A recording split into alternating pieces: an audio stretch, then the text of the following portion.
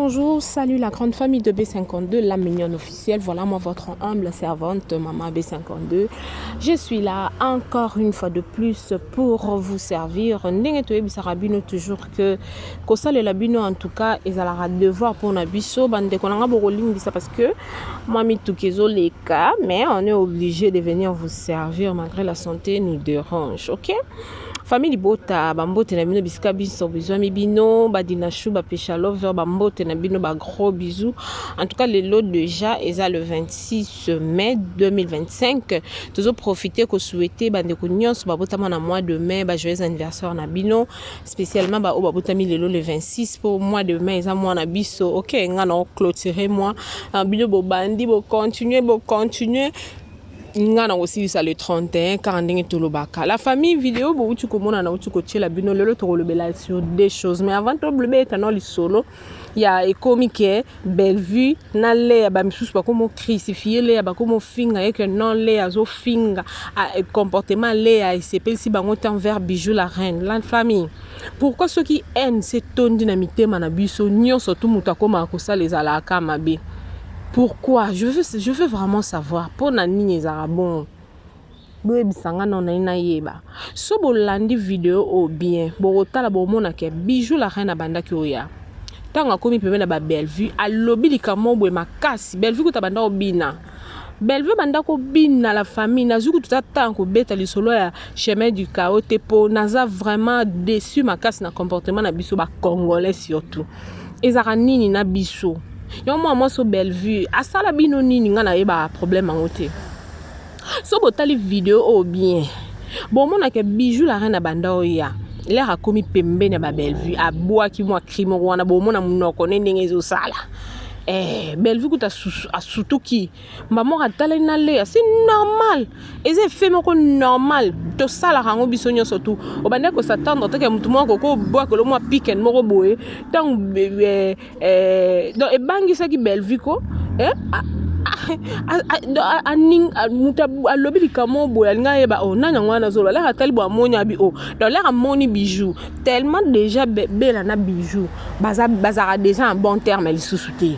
Bella compris que li kambo wa lo bien na poto yo kite musique ezo bena siko pourquoi kaka yango na lobake réaction ya muntu tant muta sali réaction nde ya kaka ko ya ko pesa passe mais boye ba te avant muta sala réaction nini sali ka sala réaction soki muta leki diarrhée bo excusez nga pona terme et ça peut-être pour aller qui biloko à 5 biloko te peut-être aller pondo aller fumbo aller matembela aller madesu réaction nango yo sale senini et leki c'est libumu réaction ya belle vie ça normal.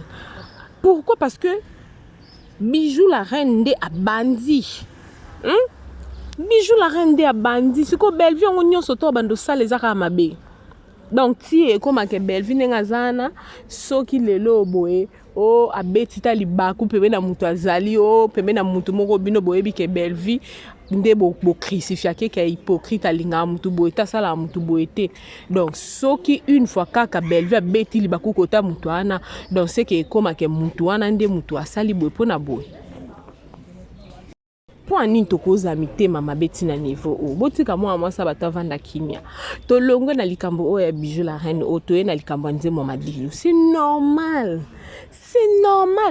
makambo benginda ki a pasteur Sikatenda na femme Tamar tant femme Tamar azokota na salle place conférence ezalaki pasteur Sikatenda amona ki prophétie to vision pour na femme Tamar mais pasteur Sikatenda yebi femme Tamar te selon ba dire na ye mais femme Tamar aza muto te que na bana ba bébé ba yebi ye poso ki ka nzamba luzizi la ya badare bandi omona ba bébé ba banzi ko champuka ba bébé ba banzi ko bina mais pasteur Sikatenda ayeba ki femme Tamar te de même belle vue ba bataki banzi ba Serenis Manyanga bataki banzi ba gospel du coup bato ba bando sa karaoke ba bandi maman ko yemba banzi mama Dilu son kaka son ndenga tuna ki kaka keno o nde monani ya Madilu nde siko eza sous problème asa la théâtre alo makama ménopause bino mbama bo épinglé ke ménopause wana ezaka asila batu nyonso tu o ba na ménopause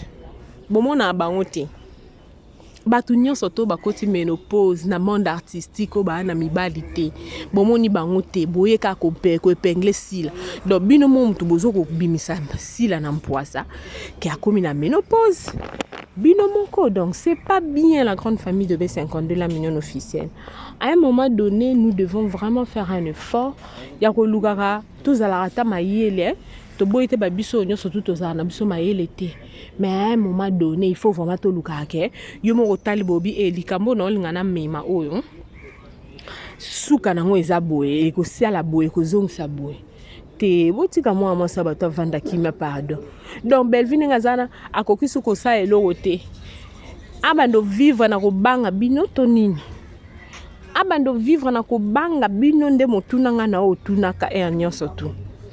Asala boyeboyete azongisa boyeboyete bokanisi ni na oza enfermé na ndaku never akangama na ndaku te parce que Bellevue aza la patronne aza la poutine yes aza penza la poutine ka ndenge tolobaka la famille to meka kolanda mwa video oyo ya muke ya feti oyo komemisa bangambo feti oyo ya Major Bisadidi oyo komemisa bangambo kuna o madilu kuna o ba veuve mibale ba musicien mibale kuna o bo na o tshela bino pardon bolanda magali nanu te to landa na magali lo mama kusa talo to landa nanu et puis na o tshela bino video moko bolanda na kati ya fête wana bolanda bino moko bokoyoka et puis toza tous ensemble. En tout cas nako aussi ça te avant na tshela bino ba video on azotia sans pour autant na meka ko épingler les biso que film na biso ezawana chemin dikao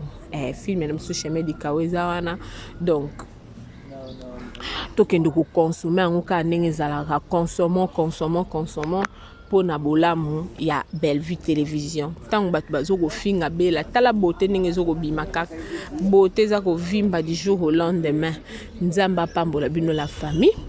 Ok, tout la nananou Magali le mama et puis on se retrouve juste après Mbalasi Masoki et Soazongite ndengana bino tukokutana. Et je vous love. Mobile ya Bellevue aza mwana mukete po mama Denise dirige côté on a bino to boso ba kicho bovanda. Moi c'est Denise dirige côté on a bino to boso ba kicho. Mobile ya Bellevue abane ko sale pa maman Olive. Mais mobile ya Bellevue aza mwana mukete po mama Denise dirige côté on a bino to boso ba kicho bovanda. Moi mobile ya Bellevue azaki na moi si ya étranger. Ce qui moi soit na biko na étranger bazu étranger ba tché aw bazu congolais ba tché aw le choix est clair to kopona mwana mboka na biso ezali Bellevue hein bazu étranger ba tché aw ata na za ennemi no na lingaka yo te okobeta maboke pa mwana mboka yango moni bazo boto na biso mboka soko komi na kanda ozu be étranger tché bango liboso ozo sala mona sakanda mais oyebi to za ko depuis mboka.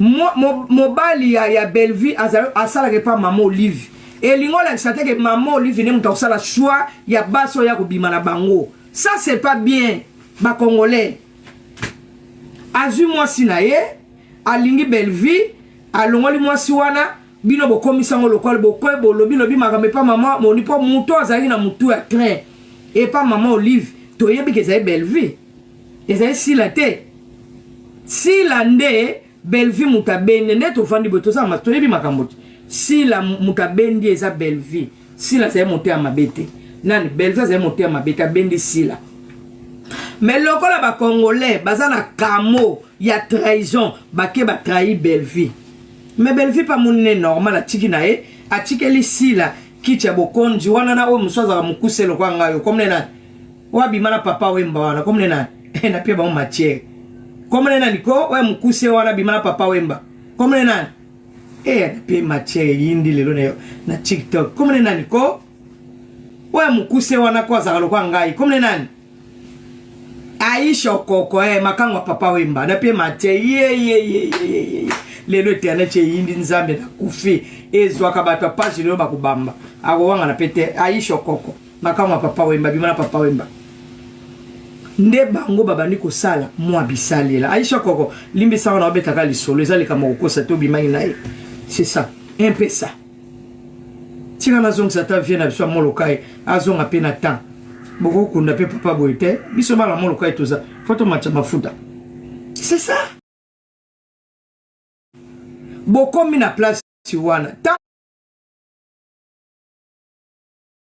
boko mi na place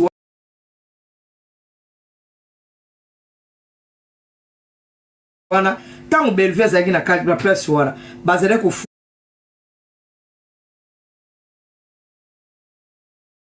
futa bino nyonso tu bato ya théâtre boke na kozwa baloso boke na kozwa bamakala bozoke na kozwa kamera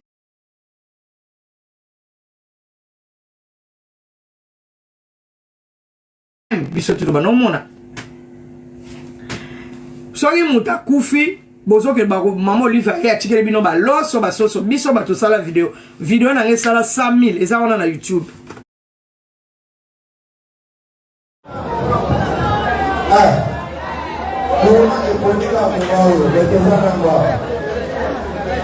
Voilà.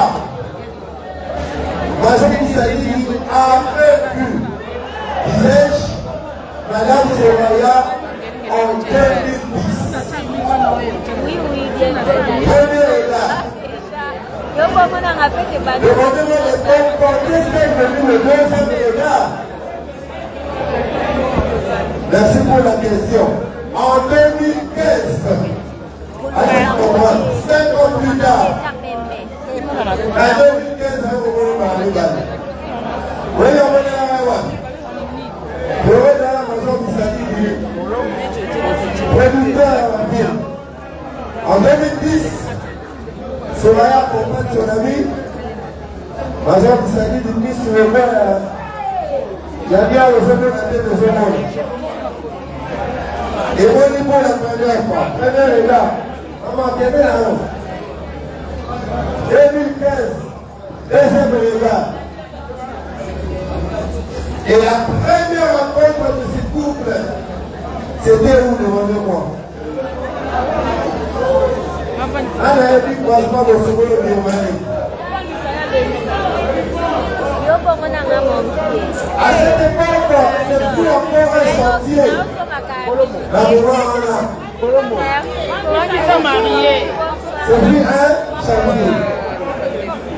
Alors, c'était là où l'histoire avait commencé. Et 10 ans après, nous en sommes là. C'est aujourd'hui qu'on réalise. Je vous aime beaucoup, je vous adore. Donc ça fait 15 ans. Je suis là, chérie, en os. C'est mon nom, Major Bissadi de la première vague de l'évangile juin 2015. Voilà, si c'était la porte de présentation de Madame Soraya, Bissadi de la première de cette façon, si vous avez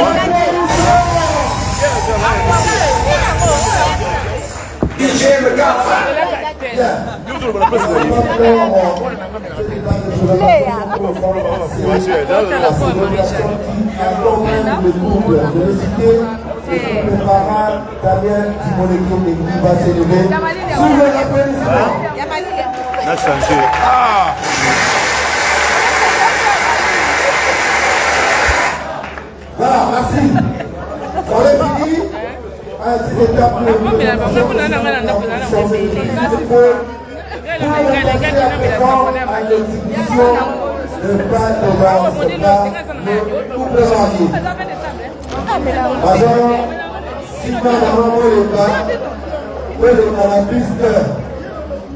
Et pendant ce temps, s'il vous plaît, et les manger par votre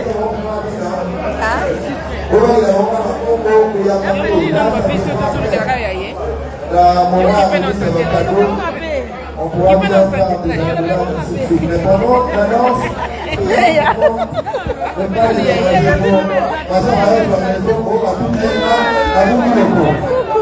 alors,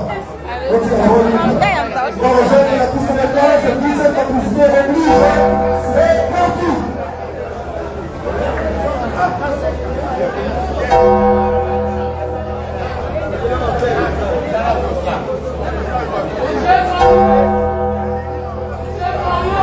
Est-ce que ma chambre a envie là, totalement?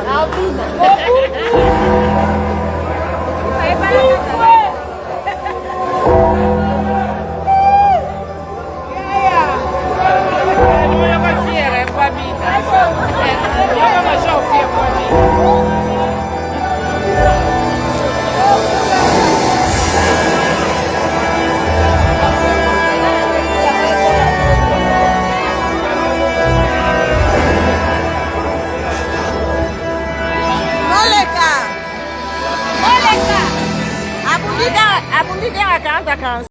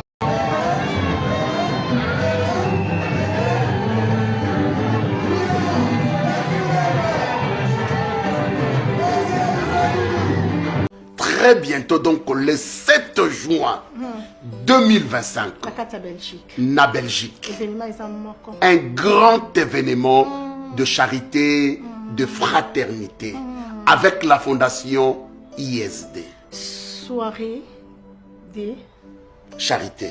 De charité. Soirée de fraternité. De fraternité. À l'occasion, il y a construction Mounene Oyo. La fondation ISD ezali ko construire Nabibwa pour Naba orphelin. Yango Bazako organisé ce 7 juin 2025 na Belgique.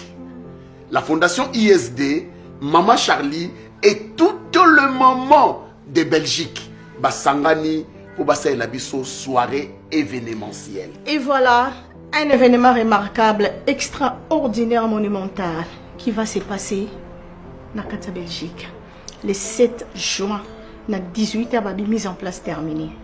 J'ai fait l'appel à tout le monde. Bateau nous sommes de bons cœurs. Bateau nous sommes un cœur en or. Parce que ce n'est pas donné à n'importe qui. Voilà. C'est un don que Dieu donne. Voilà. Voilà. Tobingi biso nyonso. Ba oyo nyonso. Ba maman, bilenge, bana nyonso. Tu as participer. Babi ba place est limitée.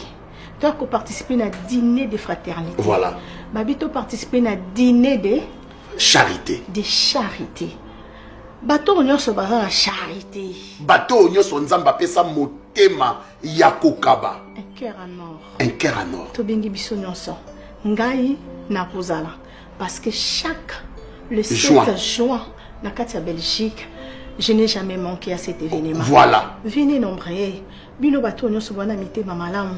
Bino bato nyonso boningaka kosunga. Babi tosunga. Tosunga ba orphelin. Tosunga ba veuve. Pourquoi pas les enfants de la rue?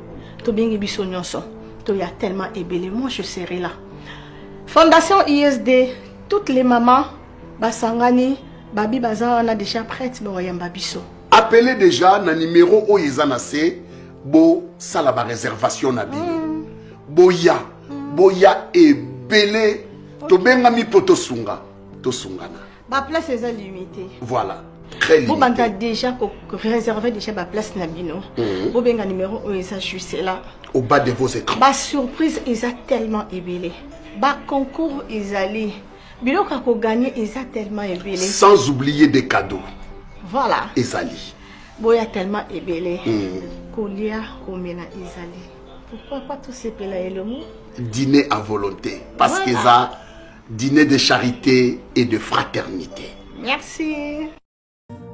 Bonjour, salut à tout le monde. Voilà, nous sommes là pour votre service Gédéon Electrical. Oh là là là là là là.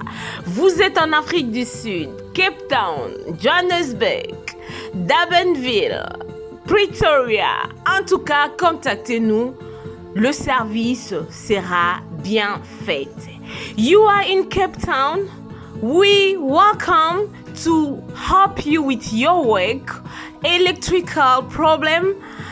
Our service are electrical, construction, domestic, commercial, industrial. Voilà.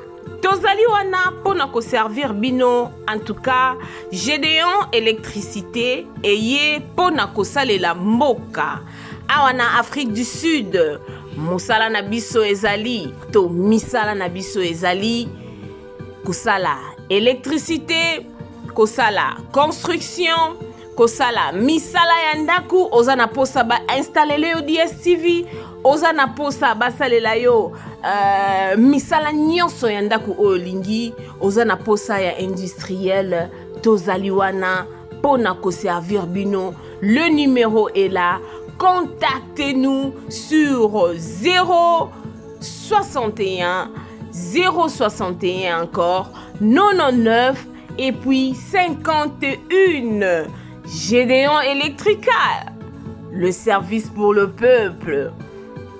One call, just one call, we will be there to serve you guys. Notre service est tellement bon que vous n'allez même pas y croire. Le Gmail c'est gedeonelectrical@gmail.com. C'est ça notre email adresse. Si vous voulez nous contacter par email, si vous voulez avoir beaucoup plus d'informations, n'importe quel genre de travail que vous voulez que Gédéon Electrical Service puisse faire pour vous, contactez-nous sur 061 061 99 et 51. Merci beaucoup et nous vous souhaitons de bienvenue. Nous sommes là pour votre service. Que Dieu vous bénisse abondamment. Voilà, c'était là, moi votre humble servante, Maman B52, la mignonne officielle. Et à la fin, vous allez voir M. Gédéon qui est là. Voilà, il est là.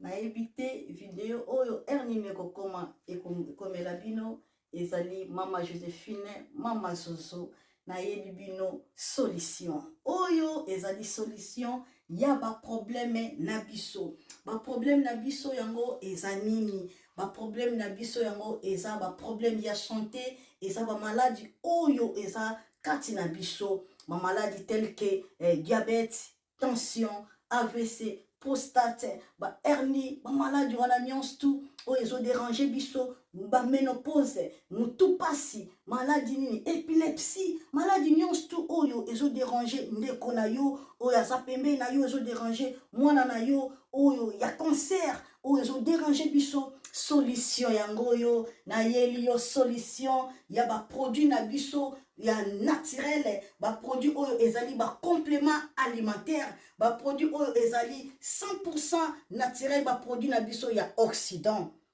Ndeko na nga na ili yo ba produit oyo eza juste biloko kolia oyo tozo ko compléter na nzoto na biso. Pourquoi? Parce que monde entier, monde déjà est pollué. Ils ont pollué à partir ya biloko oyo tozolia. Biloko tozolia yango ezo détruire ba santé na biso. Pourquoi? Parce que biloko tozolia bazo travailler yango na ba produits chimiques. Biloko tozolia bazo tia yango ba poison. Biloko tozolia bazo tia yango même ba hormone. Yango wana compagnie ya aloe vera products. Bakanise li peuple na bango partout dans le monde entier, na plus de 160 pays. Balobi non, tikato kanisi la peuple na biso pona bien-être na bango et pona santé na bango ezala malamu. Yango wana ba produit na biso yango yo eza wana pona kosunga biso na ba santé. Atika na ebisa yo bien fait ya produit na biso aloe vera gel. Produit oyo okoko sanga yango na ndaku na yo te. Yo oza na problème ya insomnie. Ona la kate produit oyo eza somnifère. Ezo pesa yo pongi. Yo oyo oza na nzoto makasi te. Produit oyo eza tonique. Eza wana po pesa yo nzoto makasi. Yo oyo oza na ba toxine na nzoto na yo. Produit oyo eza détoxifiant. Eza ko détoxifier nzoto na yo. Eza ko purifier makila na yo. Eza ko sukula ba veine na yo. Produit oyo, ils ont pas bien fait ébélé. Produit oyo ko soigner pour l'estomac. Produit oyo ko soigner pour la constipation. Produit oyo, ils ont produit moko, ils ont ko sunga système immunitaire na biso. Yangwana ndeko yo ko zanga ba produit oyo te pour la santé na yo. Santé ezana prité. Santé ezana prité. Yangwana somba produit oyo soki omilingaka pe olingi libota na yo, olingi mobali na yo, olingi bana na yo, te okoko sanga produit oyo te, yango na yoko présenter yo produit ya aloe vera gel. Yango soko lingi kozwa yango lolenge nini? Contactez Maman Joséphine na plus 44 79 853 90 849. Na banyeli susu plus 44 79 853 90 849. Tika nzambe apambola yo kozanga produit oyo te aloe vera gel. Oh la mignonne, botika la bébé. Oh la kina sala mignonne bokoli yango 0 lobezala kina 10 sengando yo bokoli yango na 1 yango zopesa posa kozongisanga bebe na mbuma basala ba chausse kaka pona ba voiture te